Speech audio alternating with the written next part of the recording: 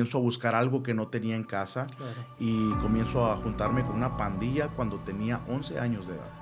Sí, en varias ocasiones. En varias ocasiones intenté, pues yo sentía como que quitarte la vida era como terminar con un sufrimiento, porque al final la marca que yo sufrí del abandono de mi padre y de ver mi casa destruida fue algo que siempre estuvo latente en mi vida. Que seguía era que yo les quitaba algo que ya habíamos visto, un celular, una gorra, algo, una mochila, y cuando ellos querían defenderme, entonces salía todo el grupo y lo golpeaban.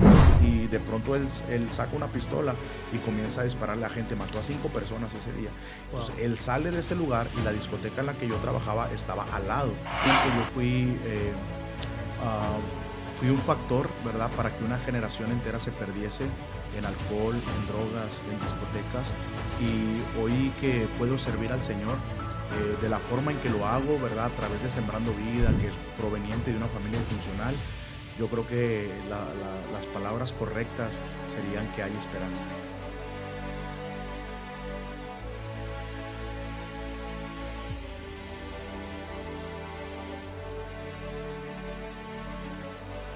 Bienvenidos mi gente una vez más, tu programa de las sombras a la luz, donde escuchamos testimonios, escuchamos mensajes y una palabra que creo que va a bendecir tu vida en gran manera. Hoy, padrino, tenemos un gran invitado. Claro, así es. Esperemos que sea de su agrado porque va a estar especial esta entrevista que vamos a tener.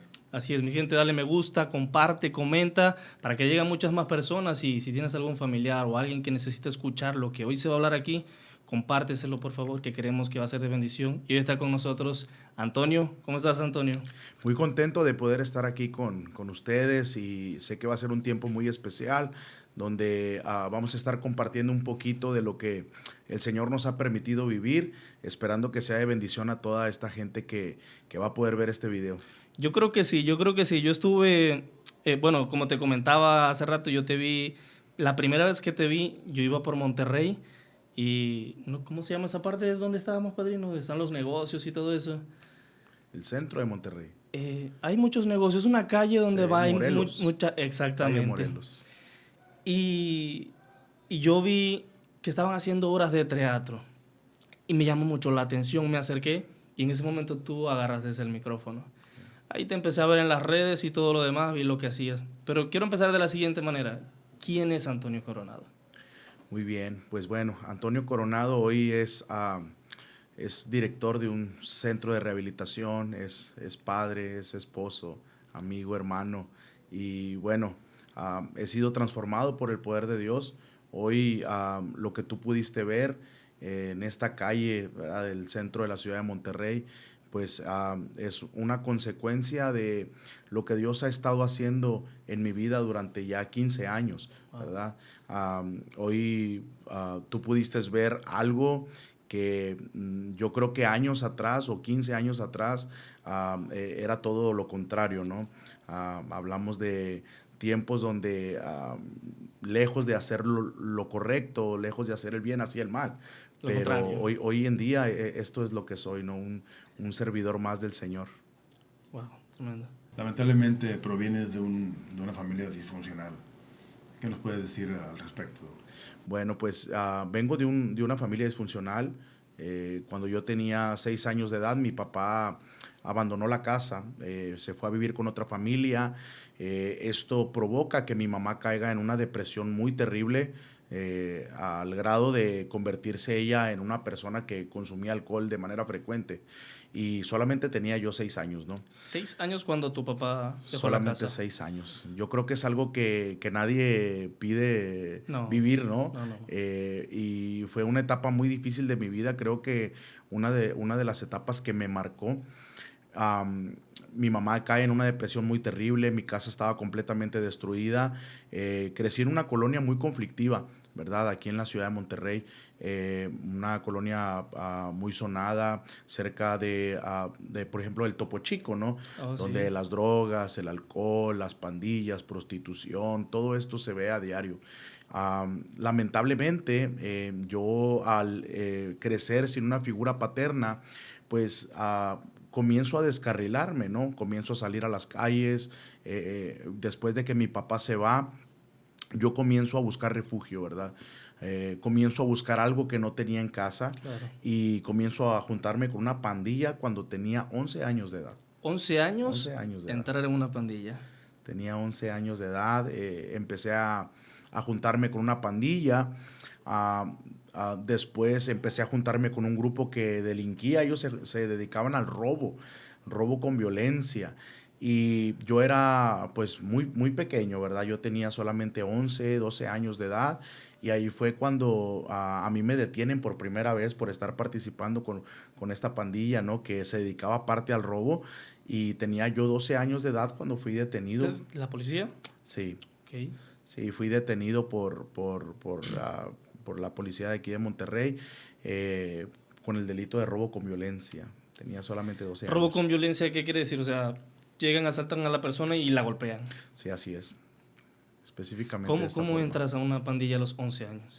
Pues yo creo que quien formaba parte de esta pandilla con la que yo me juntaba, la mayoría pues eran jóvenes como yo, ¿verdad? Que no tenían a papá, no tenían a mamá, vivían con los abuelos, gente que se les ponía poca atención. Y bueno, pues era gente que pues la mayor parte del día estaban en las calles, Sí, haciendo delincuencia, haciendo pues no lo correcto, ¿no? claro. Y bueno, pues así empezamos a formar parte de este grupo. Es decir, que todos tenían algo en común y era que venían de una familia que Disfuncional. lamentablemente, padres separados, etcétera. ¿Qué causa eso en tu vida, estar en esa pandilla? Pues bueno, una de las cosas que yo sentía cuando yo estaba en las calles, lo primero era que yo buscaba algo que no tenía en casa. Por ejemplo, al no tener mi padre, yo viví varias experiencias en la calle que siento que me hacían como arraigarme más ahí. Porque cuando algo sucedía, por ejemplo, en las calles, no sé, vamos a poner un ejemplo, no sé, jugando fútbol, alguien rompía un vidrio en la colonia y de pronto todos los que tenían a su papá, pues él salía a defenderlos. Sí, claro. Pero Claro. yo no tenía a mi papá conmigo, entonces para mí era muy doloroso. Entonces el formar parte de una pandilla te daba como cierto grado de protección con gente más grande que tú. Entonces al yo estar con una pandilla, al yo estar en las calles, yo me sentía como protegido por la gente de la calle, porque yo no tenía protección en mi casa, no sé si me explico. Claro. Entonces todas estas cosas muchas veces nos ciegan y nos hacen llegar a pensar que estamos mucho mejor, ya sea con una pandilla, ya sea en la calle o con un grupo delictivo. Totalmente. No, fíjate que sí es algo terrible, ¿no? Porque realmente nosotros cuando somos niños siempre esperamos esa paternidad, ese, digamos, respaldo de papá cuando estamos, ya sea afuera o en cualquier lugar. Eh, pero ¿cuáles son los pasos a seguir para entrar en una pandilla? O sea, porque no me cabe en la cabeza de que un niño de 11 años entre en una pandilla. ¿Son los amigos o que estaban combinando las cosas? Sí, pues yo creo que el término pandilla en muchos lugares difiere mucho, ¿no? Por ejemplo, cuando hablamos en ciertos puntos, no sé, en Estados Unidos, ¿verdad? Para entrar a una pandilla tenías que ser golpeado por todo el grupo. O matar a alguien o... Entonces, acá realmente en nuestra ciudad no. En nuestra ciudad simplemente era un grupo que se reunía para consumir alcohol, para consumir Chavos tabaco, para del consumir barrio drogas, y todo gente eso, de del la barrio comunidad. y que pues se reunían para defender como su colonia, su barrio, ¿no? Y esto pues aquí en nuestra ciudad por muchos años trajo problemas entre colonias, ¿verdad? Claro. Y bueno, esto cada vez sube más de tono, porque al principio pudiese ser como cierta rivalidad, pero ya cuando se involucra el tema de donde hay peleas, no solamente con piedras, sino con cuchillos, con armas, Sí, allí ya esto se sale más de control, ¿no? ¿Qué fue lo más difícil que tú pudiste experimentar viviendo o siendo partícipe de esas pandillas? Pues cuando yo tenía 12 años, lo primero que yo paso es esto, ¿verdad? Soy detenido por estar participando de robo con violencia. Yo era el más joven de ese grupo que se juntaba. Entonces, lo que pasaba era que ellos me mandaban a mí primero con la gente que pasaba en la calle Y entonces yo llegaba como pidiendo dinero, ¿verdad? Por ejemplo, oye, ¿me puedes prestar 5 pesos? ¿Me das 10 pesos?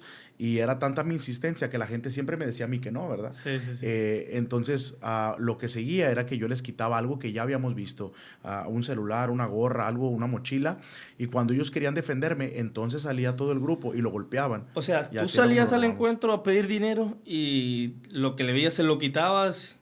Obviamente la persona se te iba encima, un niño de 11 12 años, y de repente saltaban. Salía todo el grupo. Y entonces lo golpeaban y nos veníamos con las cosas. Ese día que me arrestaron, habíamos hecho 3 robos. Y como yo era el primero que llegaba, ¿verdad? Con la gente, ese día la gente estaba poniendo denuncias y solo me identificaban a mí. Decían, el muchachito que trae el arete en la oreja. Entonces, yo le doy gracias a Dios por mi familia, porque aún a pesar de que yo estaba empezando una vida muy difícil y aún a pesar de que mi mamá vivía como vivía, siempre estuvo allí. Y esa vez ellos tuvieron que pagar una suma importante de dinero para que yo pudiese salir y no fuese procesado y poder Claro. llegar hasta Y un llegar hasta tutelar el de menores. penal, ¿no? Eso- Entonces, solamente fueron unos días los que yo estuve detenido, ¿verdad? En la zona norte aquí de Monterrey y pude salir libre. Lamentablemente no, esto apenas estaba comenzando, ¿verdad? En mi Claro, vida. totalmente. ¿Qué fue lo peor que hiciste si estás andando en pandilla? O sea, Pues robar a la gente, golpear a la gente, defraudar a personas. Yo creo que para mí lo que yo considero más difícil o malo que hice fue pues dañar a mi familia, ¿no? Porque yo ofendía mucho yo tengo 2 hermanas y yo ofendía mucho a mis hermanas, a mi madre, con malas palabras, golpes. Entonces, yo creo que lo más dañino que yo creo que pude hacer no es hacia la gente, porque claro que también se lo hacía a la gente. Claro. Si se lo hacía a mi familia, pues claro que se lo hacía a la gente, pero creo que lo que yo considero más malo es hacérselo a tu propia familia, dañar a tu propia madre, Claro. estando en este estado, ¿no? O sea, te volviste muy agresivo, muy pues, rebelde, ¿no? Como quien dice, ¿no? Porque obviamente cuando nosotros nos alejamos de Dios, que la palabra lo dice, o realmente nosotros obviamente vamos a empezar a hacer esas cosas que quizás no van a dañar a otros y más que todo a los que están cerca. Normalmente esa es la narrativa de estar en la calle o en el mundo, de que uno cree que está haciendo las cosas, wow, ¿no? Pero realmente estamos dañando a los que están en casa. Antonio, todas estas cosas te llevaron a muchas cosas, pero yo viendo parte de tu vida, intentaste quitarte la vida en algún momento. Sí, en varias ocasiones. En varias ocasiones intenté, pues yo sentía como que quitarte la vida era como terminar con un sufrimiento, porque al final la marca que yo sufrí del abandono de mi padre y de ver mi casa destruida fue algo que siempre estuvo latente en mi vida. Am, Cuando yo empecé a fumar cigarrillo a los 12 años y después empecé a consumir marihuana, empecé a consumir cocaína, creo que cuando estamos en el mundo de la calle, este tipo de cosas a veces hacen que salgamos un poquito o nos hacen salir de nuestra realidad y nos hacen olvidarnos, ¿verdad?, de la situación que estamos nosotros viviendo. Pero llega un punto donde cuando ese efecto pasa, ya sea el alcohol, la droga o el estar con compañía, tu realidad te vuelve a visitar y tu realidad te vuelve a abrazar. Um, Cuando yo empecé a crecer, empecé a tener problemas con pandillas, empecé a tener problemas en mi casa, en muchos lugares. Y cuando yo ya tenía como 15, 16 años, yo empecé a asistir a discotecas y cosas así. En ese tiempo había una discoteca en la que yo trabajaba aquí en Monterrey que metía de 3,000 a 5,000 jóvenes por noche. Y me dieron la oportunidad de estar trabajando allí y pues de alguna manera yo participaba de todo lo que sucedía en el lugar. Sí, claro. Entonces yo recuerdo que cuando mis amigos o gente de otros lugares que yo conocía veían que yo trabajaba en ese lugar, muchas veces inclusive me decían que ellos quisieran como ser yo, ¿no? Como estar viviendo lo que yo estaba Sí, viviendo. porque estabas en el lugar donde todos querían estar. Pero lo que ellos no sabían era que cuando yo llegaba a mi casa y cerraba la puerta, yo lloraba Depresión. y yo realmente lo único que quería era morir. Porque aunque pareciese que tenía lo que muchos jóvenes querían en ese tiempo, ciertamente lo único que no lo quería era yo. porque lo único que yo quería era sentir paz en mi corazón. Claro. Estaba en un punto donde no podía ir a otras colonias, no podía ir a otros lugares. Tenías porque problemas tenía problemas con todos. por todos lados. Y en varias ocasiones intenté quitarme la vida. A 2 de ellas, un tío me rescató, me salvó. Y yo sé que fue Dios usando su vida para guardarme para este tiempo. ¿Qué hiciste? O sea, o cómo te ibas a, pensabas quitarte la vida que tu tío llevó en ese momento. En una ocasión intenté tirarme de un segundo piso, ¿verdad? De un segundo piso, subí a donde era la casa de mi mamá, subí al segundo piso y intenté tirarme, entonces un tío llegó y me rescató. Y la segunda vez quise hacer lo mismo, pero de un patio, ¿verdad? Subí a un lugar alto, siempre intenté como tirarme, sentía como que era Lanzarte. la forma más rápida o sin dolor, pensaba yo, de poder acabar con mi vida. ¿Y la tercera? Pues yo creo que fue un momento donde estaba tan alcoholizado que yo pensé que el consumo, por ejemplo, de cocaína que tenía en ese entonces podía llegar a matarme como Es una por medio de una sobredosis. sobredosis, ¿no? Pero no, pues No llegó hasta ese nunca punto. Dios permitió que esto pasara. Además de intentarte quitar la vida, ¿llegó en algún momento de cuando estabas en la calle de que estuviste al borde de perder la vida? Sí, en muchas ocasiones, peleas de pandillas, cuando trabajé en la discoteca. Esto me pasó mucho en peleas de pandillas, ¿no? Pero siento que estas ocasiones específicamente fueron momentos que aunque yo no conocía a Dios, en esos momentos tan críticos, yo levantaba mi mirada al cielo y yo le decía a Dios, si tú eres real, si tú existes, si tú me ayudas, si tú me salvas, y ahí es el momento donde uno comienza a prometerle cosas a Dios, Sí. aún sin conocerle.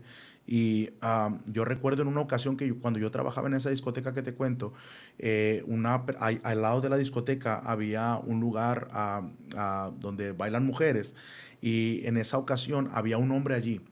Creo que ese hombre era como soldado porque estaba muy cerca el cuartel, ¿verdad? De soldados.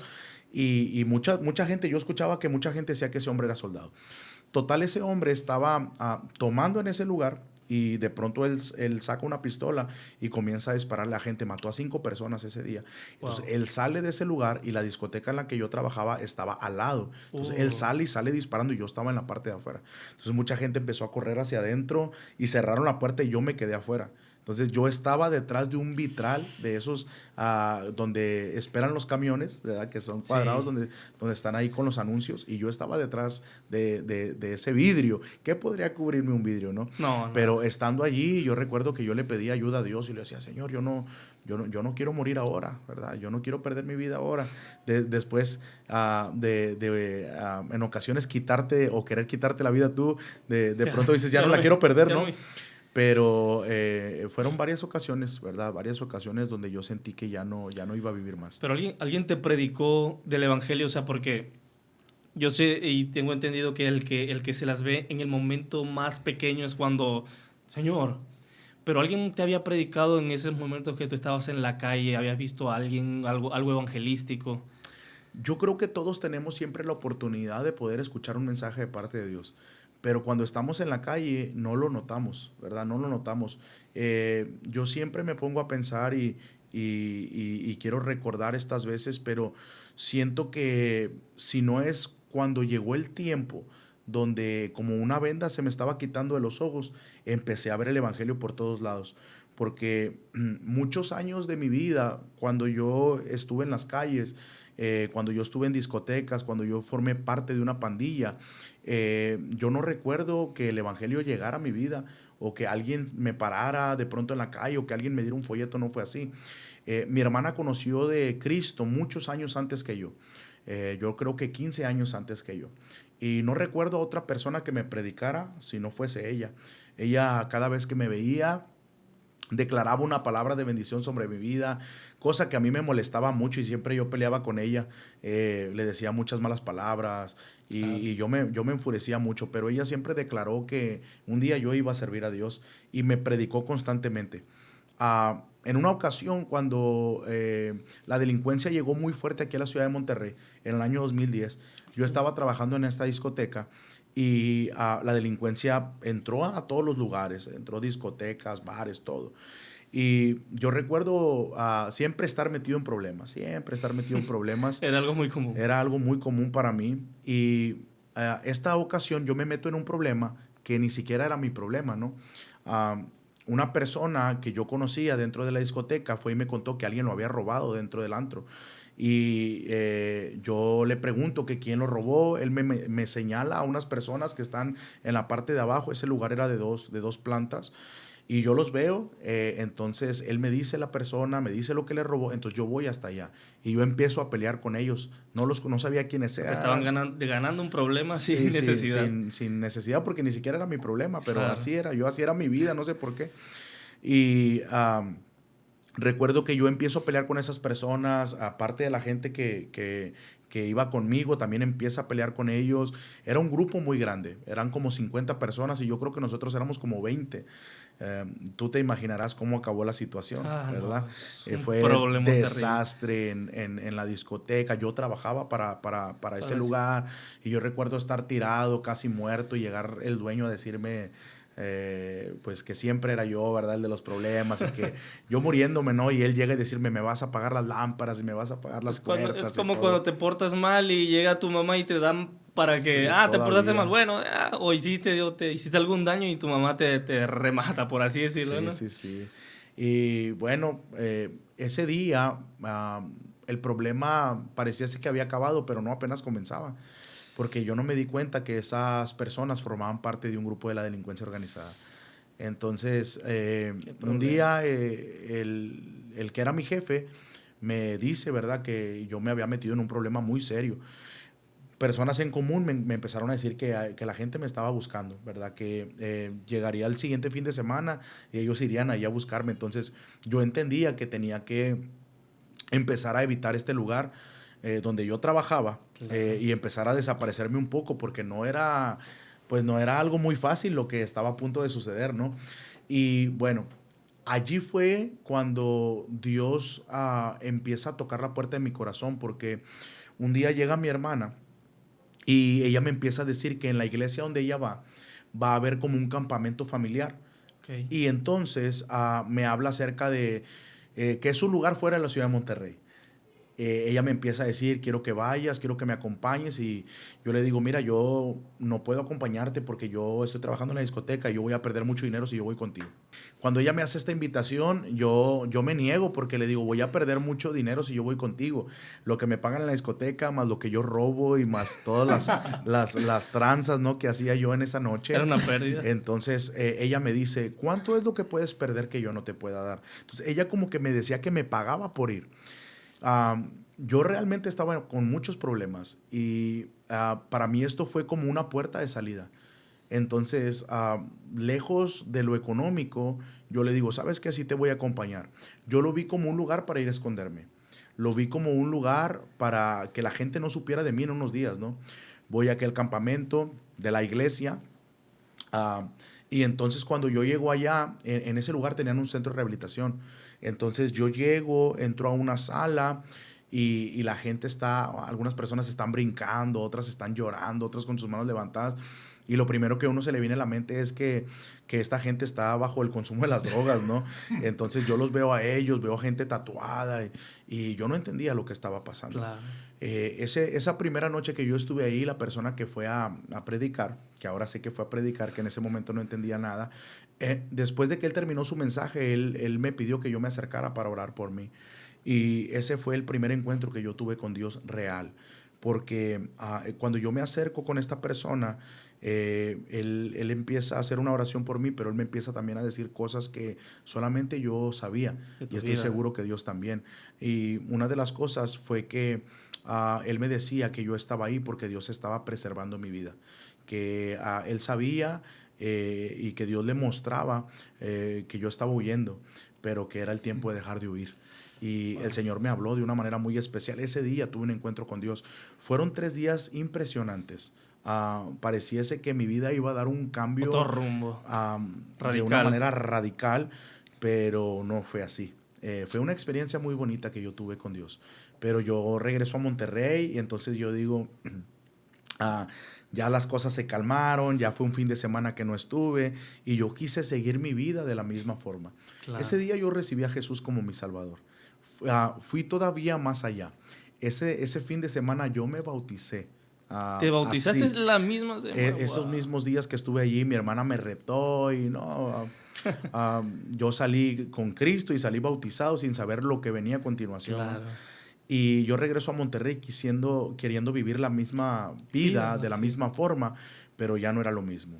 Un día estaba en una discoteca en la noche y entonces yo estaba tomando alcohol y el alcohol no sabía igual. Fumaba Ya marihuana Dios te y había no era lo sellado. mismo. Algo me había Algo había pasado. pasado ahí. Ese día en la noche yo le llamé a mi hermana y le dije, yo no sé qué fue lo que me hicieron los hermanos, pero tú tienes la culpa de lo que me está pasando hoy. Yo sentía que me estaba volviendo loco. De Claro. allí es el momento que yo me doy cuenta que Dios está en todo lugar, ah, que Dios envía gente y que Dios te pone en lugares correctos.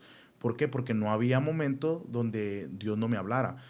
Yo veía a Dios en un Ya lo veías en panorámico, todos lados. veía a Dios en un camión, lo veía en todos lados. Yo sentía como que Él me estaba acorralando.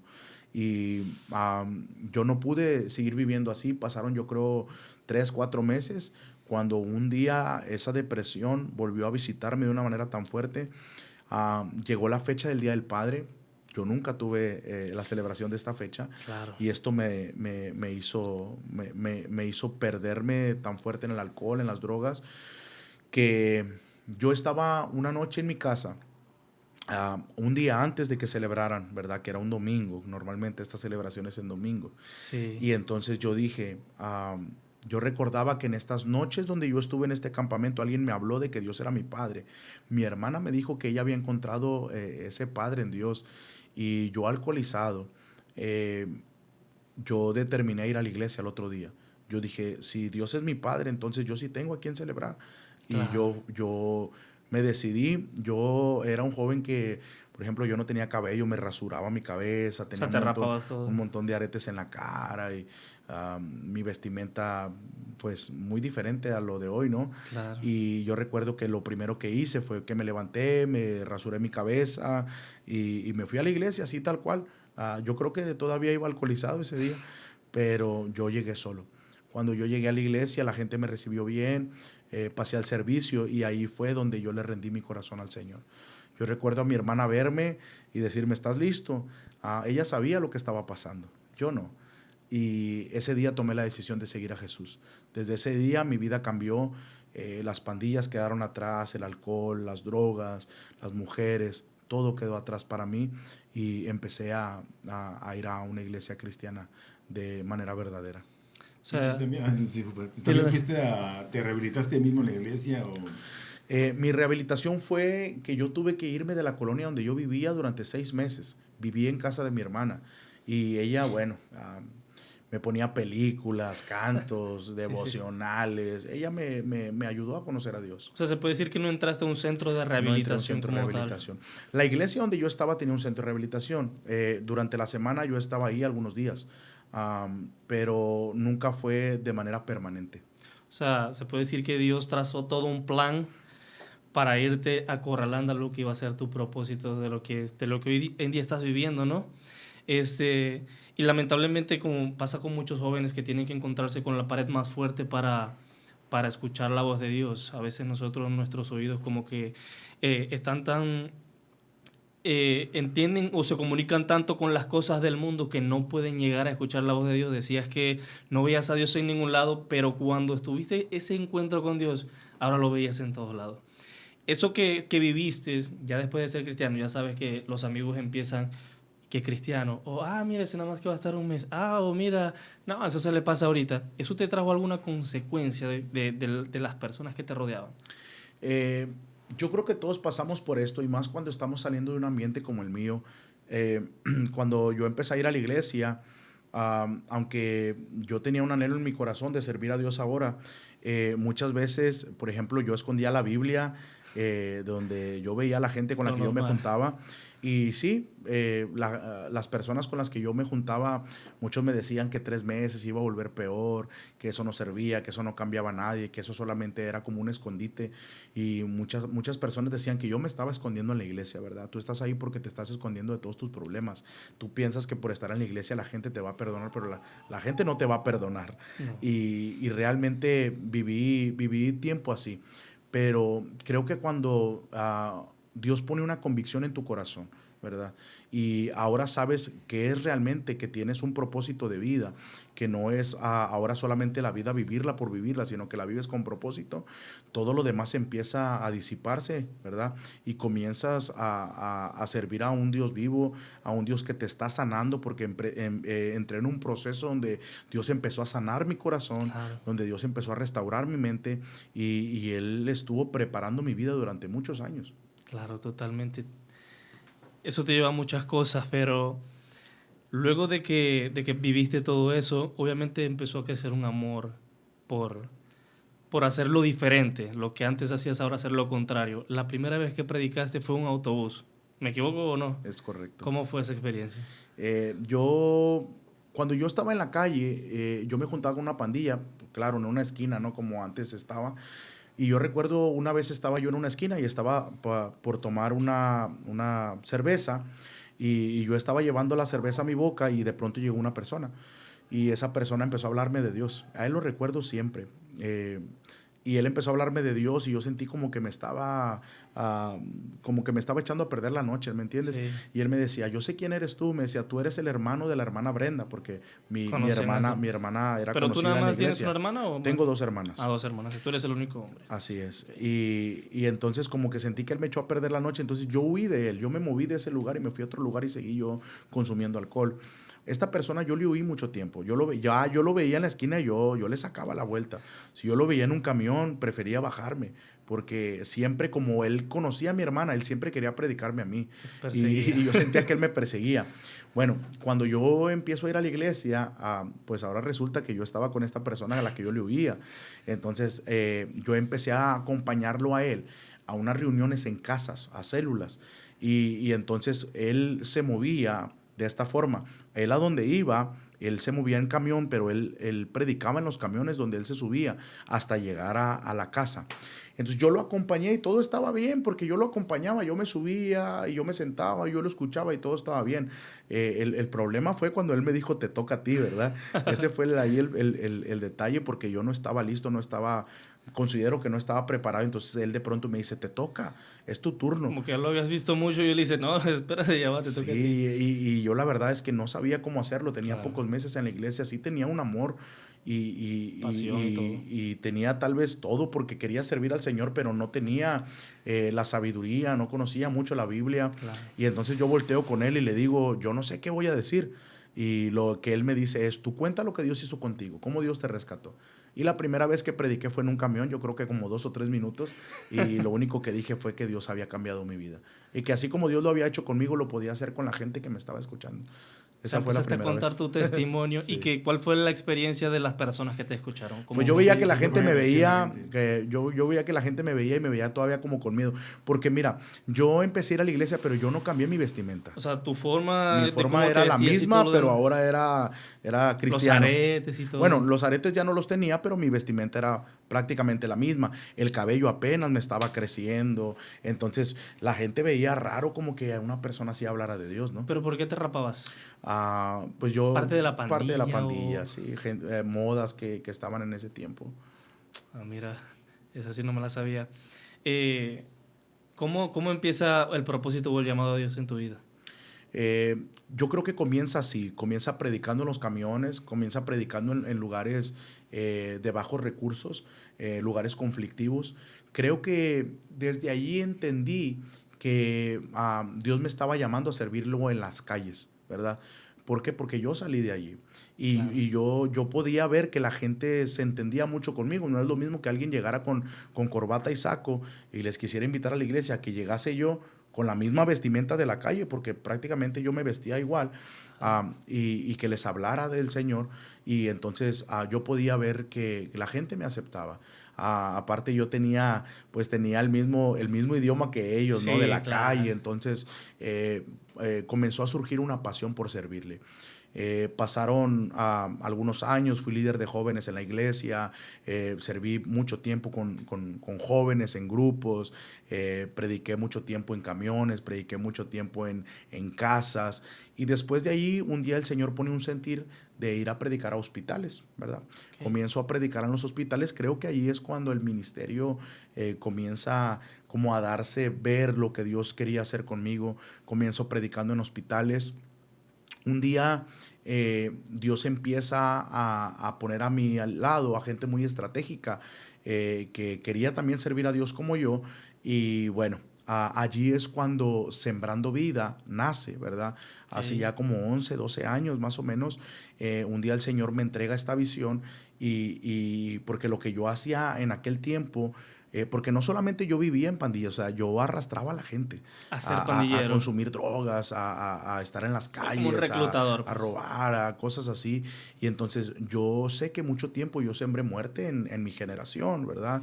La mayoría de la gente que estaba en la discoteca en la que yo trabajaba eran menores de edad. Entonces mucho tiempo sembré muerte, y es por esto que este ministerio se llama Sembrando Vida, porque yo sentía como un llamado de Dios a sembrar vida ahora en mi generación. Yo le decía a Wow. Dios, déjame, aunque sea un poco, retribuir todo el daño que yo hice. Y entonces el Señor me entrega este nombre, ¿no? Sembrando Vida. Empezamos a ir a hospitales. Así comienza Sembrando Vida, predicando en hospitales. Después comienza a predicar en colonias vulnerables a niños, ¿verdad? Con shows que trajeran a niños para poder predicarles después el Evangelio. El Señor empieza a traer más gente a este ministerio. Se hace un equipo de dramas, que es algo de lo que tú viste acá en Claro. la calle Morelos, y empezamos a ir a las colonias. Empezamos a participar en campañas evangelísticas, y empezamos a predicar en centros de rehabilitación, empezamos a ir a las prisiones, empezamos a predicar en todos los lugares, calles o lugares de asistencia. Sembrando Vida ya estaba predicando ahí. Yo quiero serte sincero con algo, Antonio. Cuando yo vi esto que tú estabas haciendo con tu equipo de Sembrando Vidas en esa calle, me llamó mucho la atención. No, no creo que me conozcas, yo soy venezolano. Tengo ya 6 años aquí en México, tengo mi familia, esposa, hija. Yo vengo de un lugar donde las actividades evangelísticas se veían mucho en las calles. Ya. Creo que has escuchado un poquito de mi país. Y hay un movimiento que se llama el Evangelio Cambia. No sé si lo Sí, has claro. escuchado. Y ellos los veías en todos lados. Pero habían otros movimientos. O sea, no solamente estaba el Evangelio Cambia, sino que las iglesias se unificaban para hacer muchas actividades evangelísticas en la calle. Yo cuando llego aquí a México no había visto una actividad hasta que te vi a ti. Y me llamó tanto la atención eso porque yo digo, realmente se necesita el púlpito en las calles. Y yo vi ese eslogan en tu página, el púlpito, la calle es nuestro púlpito. Y me llamó muchísimo la atención y me bendijo. ¿Me puedes hablar un poquito acerca de ese eslogan, de esa frase? Claro. Ahora que lo mencionas, este ministerio el Evangelio Cambia, fue de inspiración para mi vida en lo que yo empecé a hacer acá en México, aquí en Monterrey. Yo vi algunos videos cuando yo fui movido a poder llevar obras a las calles. Yo vi muchos videos que de alguna manera sumaron a esto. Yo había entendido que Sembrando Vida era un ministerio que no era para las cuatro paredes de una iglesia. Había entendido que Sembrando Vida no era un ministerio que tenía que brillar, donde había cámaras, luces, sino que era un ministerio que había sido nacido y llamado en ese tiempo para poder estar en las calles. Yo estuve mucho tiempo en las calles. Estoy seguro que no solamente no recuerdo a alguien que me habló de Dios porque mi atención no estaba puesta en él, sino porque Claro. no había gente en las calles. Eran pocas las personas que predicaban el Evangelio en un camión, eran pocas las personas que predicaban el Evangelio en una plaza. Y estoy seguro que cuando el Señor empieza a restaurar mi vida, una de las preguntas que vienen a mi corazón es, ¿qué necesita la gente que está como tú o que estaba como tú? Um, eh, Creo que la necesidad de que hubiese gente predicando en las calles de cualquier forma, usando cualquier estrategia, era tan necesaria que después el eslogan del ministerio se convirtió en esto: las calles son nuestro púlpito. Porque muchas veces dentro de las iglesias y dentro de las cuatro paredes se ve gente peleándose por un púlpito, se ve gente peleándose por ir a predicar a las naciones, gente queriendo ir a predicar a otras ciudades, y la realidad de las cosas es que es gente que a veces ni siquiera le ha predicado a su vecino, ¿no? Entonces nosotros hemos entendido que el mejor púlpito está en la calle, y es un púlpito que nadie pelea. Es un púlpito que a veces nadie quiere tomarlo. Es un púlpito que a veces está solo. Y creo que nosotros, como Sembrando Vida, entendemos bien esa parte. Y es por eso que estamos en las calles ya durante casi 12 años. Y gente, usted tiene que compartir este mensaje, esta palabra. Y pueden seguir las redes del Ministerio Sembrando Vidas y de todo lo que están haciendo. Yo lo sigo mucho. Y déjenos un comentario ahí. Creo que va a bendecir mucho sus vidas. ¿Qué es lo más grande que has experimentado en el ministerio que tienes ahorita en la actualidad? Yo creo que lo más grande es ver a gente que estaba en mi condición, verlos ser restaurados como un día yo fui restaurado. Esta es la experiencia más especial que yo pueda tener. Por mucho tiempo yo fui un factor, ¿verdad?, para que una generación entera se perdiese en alcohol, en drogas, en discotecas. Y hoy que puedo servir al Señor de la forma en que lo hago, ¿verdad?, a través de Sembrando Vida, que es un ministerio evangelístico que está en las calles. Aparte de esto, Dios nos permitió poder abrir 2 centros de rehabilitación desde hace ya 4 años. Y en estos lugares se están restaurando gente que tiene una problemática como la que yo tenía. Gente que viene de una pandilla, familias disfuncionales, problemas con las drogas. El ver a estas personas restauradas, cada que yo veo una familia restaurada, una persona restaurada, yo le doy muchas gracias a Dios, porque entiendo que esos días que yo quise quitarme la vida, no me los quité para esto. Dios no lo permitió para esto. Aquellas ocasiones donde yo creía que era mi final en una pelea de pandilla o en estar en un lugar incorrecto. Cada vez que yo veo una persona transformada, yo me doy cuenta que el Señor preservó mi vida para estos días. Hoy que sirvo al Señor de esta forma, con el ministerio evangelístico, sirviendo dentro de la iglesia, teniendo estos centros de rehabilitación, donde tenemos comunión con personas con mi problemática o con la que era mi problemática hace años. Es una bendición ver gente restaurada por el poder de Dios. Mencionaste centros de rehabilitación. ¿Tienes centros de rehabilitación? 2 centros de rehabilitación, uno donde están mayores de edad y uno de menores de edad. ¿Pero qué rehabilitan o qué hacen ahí? Ok, ahí llega gente con problemas de drogas, ¿verdad? Okay. Con problemas adicción a las sustancias. Las problemáticas que hoy en día enfrenta nuestra ciudad de drogas es un porcentaje muy, muy devastador. Claro.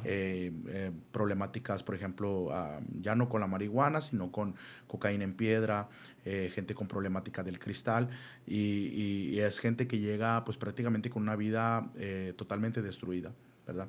Y bueno, durante un tiempo ellos están con nosotros buscando su recuperación, conociendo a Dios, ¿verdad?, que eso es lo que realmente puede romper una cadena y lo que puede restaurar y dirigir una vida y una familia, ¿no? Eres pastor, ¿verdad? Uh-huh. ¿Algún mensaje que le puedas dar al que está ahorita en la situación que tú estuviste y que ahora estás del otro lado del equipo, ¿no? Siendo pastor, sirviendo a Dios y bendiciendo a la gente, ¿no? A través de todo lo que viviste y de lo que Dios ahora está haciendo contigo. ¿Qué le puedes decir a todos aquellos para culminar de lo que Dios ha hecho en tu vida para ser hoy quien eres?